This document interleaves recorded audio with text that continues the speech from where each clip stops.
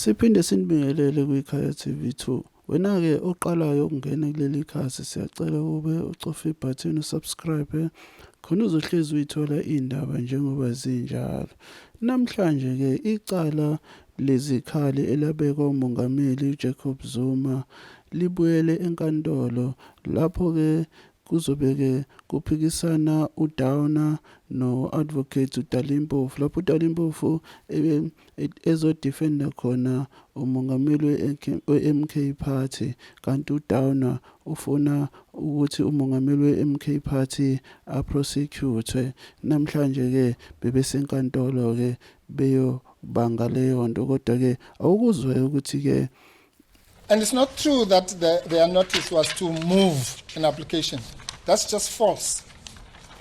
Because if you go to page 1 of the state's notice of opposition to Mr. Zuma's notice of appeal,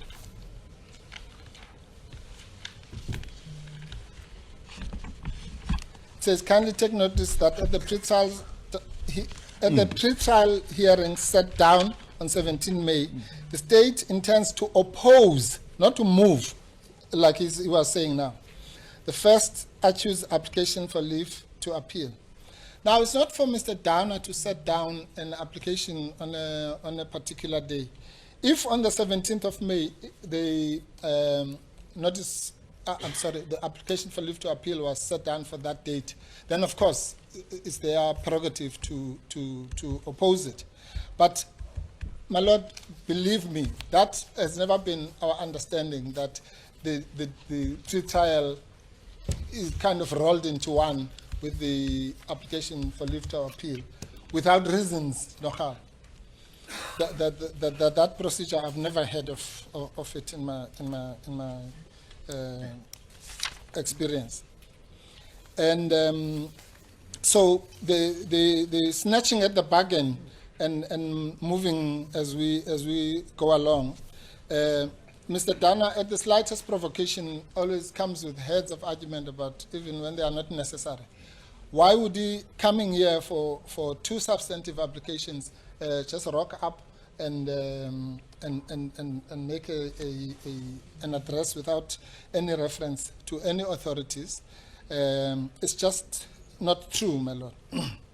Besides, the lie in this approach is as follows. Let's assume in his favor that he came here to argue the issue of reasons, for argument's sake. Then your Lordship would have listened to both parties and made a ruling on that issue. Then how can he, in the same breath, say he's also here for the application for leave to appeal? Because that let's assume your Lordship agreed with us and then gave the reasons. Then what would happen? The next 5 minutes we are ready to argue an application for leave to appeal. Obviously not. There's no such legal procedure that Mr. Downer can point us to. So it's just a complete disingenuous way of litigation. But be that as it may, my Lord, the law is not what Mr. Downer is telling us.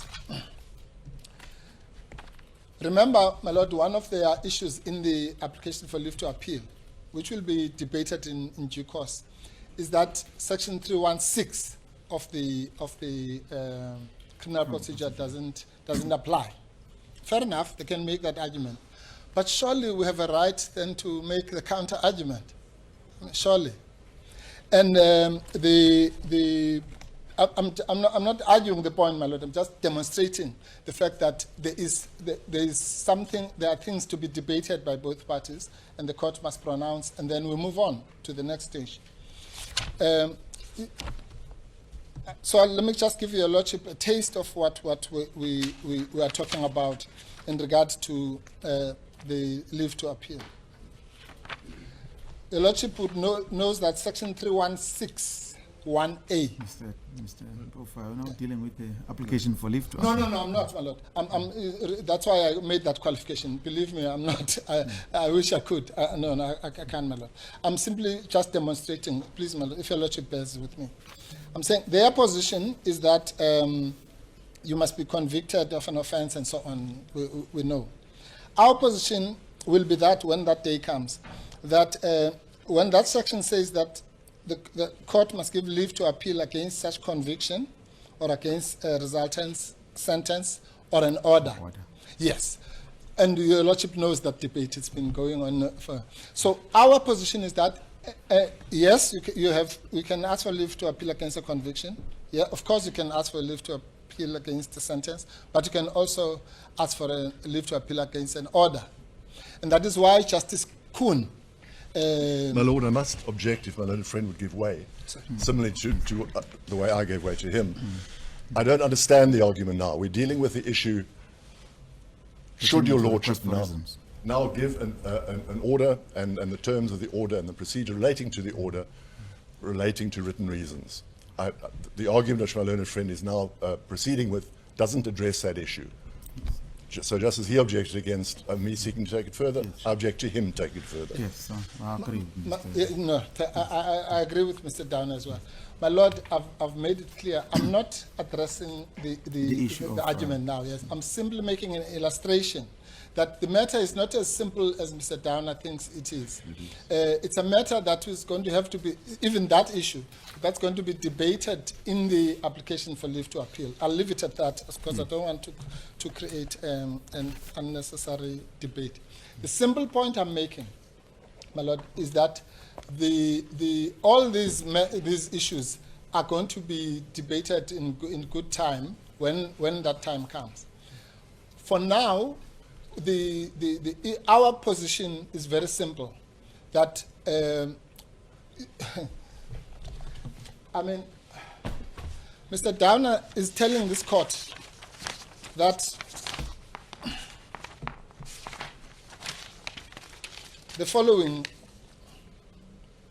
having had regard to the submissions made by counsel, the relevant case law, and most importantly the 4 pillars, he was not. My Lordship, not persuaded that Mr. Zuma's application must succeed. He calls that a judgment. Honestly, well, if judgments were like that, our law reports would be very easy to read. This is an order. How can you have parties that have pleaded to thousands of pages, have put legal arguments, cited many cases, and then an order is granted, and then you call it a judgment? It's obviously not a judgment. So if I were Mr. Downer, I would argue... And just to add to that, for the sake of brevity, Mr. Mpofu, I specifically indicated that reasons will be incorporated in the judgment. Your Lordship is taking the words out of my mouth. That if I was going to say, if I were Mr. Downer, at least I would argue along those lines that the reasons are outstanding and